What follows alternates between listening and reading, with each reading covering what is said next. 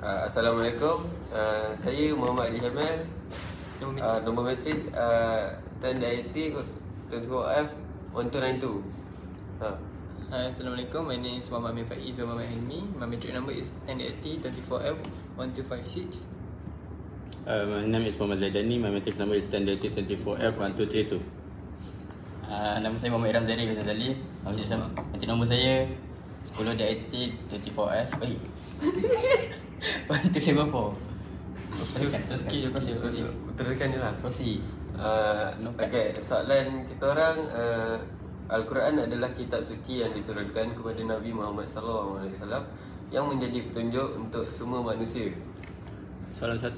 Terangkan definisi Al-Quran dari segi bahasa dan istilah beserta 2 kisah dalam Al-Quran yang menjadi pengajaran bagi umat Islam.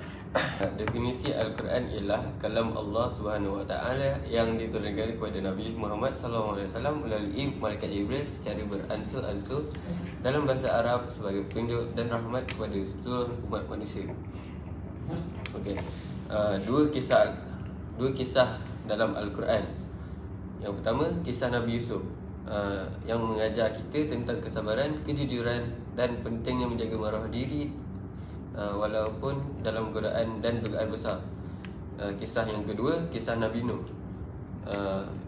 yang memberi pengajaran tentang ketabahan berdakwah walaupun ditolak masyarakat serta kepentingan taat kepada perintah Allah Subhanahu Wa Taala.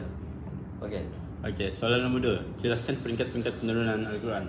Peringkat-peringkat penurunan Al-Quran secara ringkas ini dia ada 3 tahap utama. Yang first, Lauh Mahfuz, which means Al-Quran diturunkan secara keseluruhan dari sisi Allah ke Lauh Mahfuz.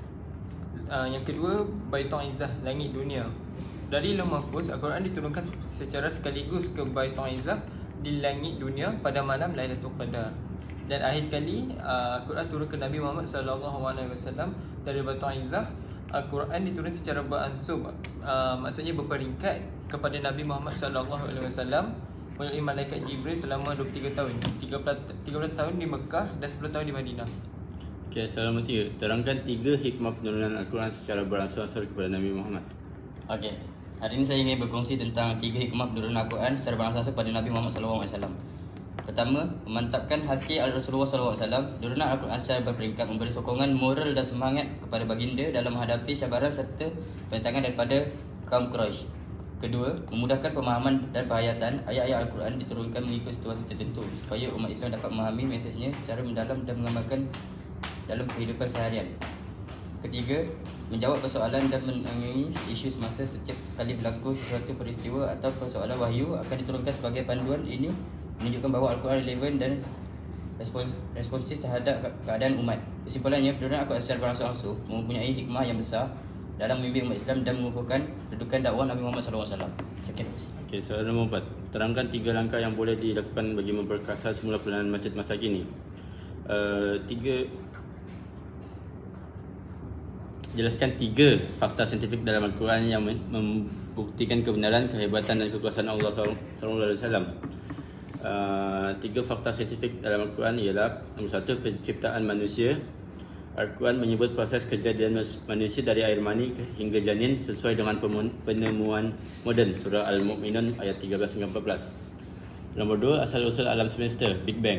Al-Quran menyebut langit dan bumi dahulunya satu dan kemudian dipisahkan, surah Al-Anbiya ayat 30 sepadan dengan teori Big Bang. Nombor 3, gunung sebagai pasak bumi. Al-Quran menyebut gunung sebagai pasak yang menstabilkan bumi, surah An-Naba ayat 6 hingga 7 serta dengan kajian geologi moden.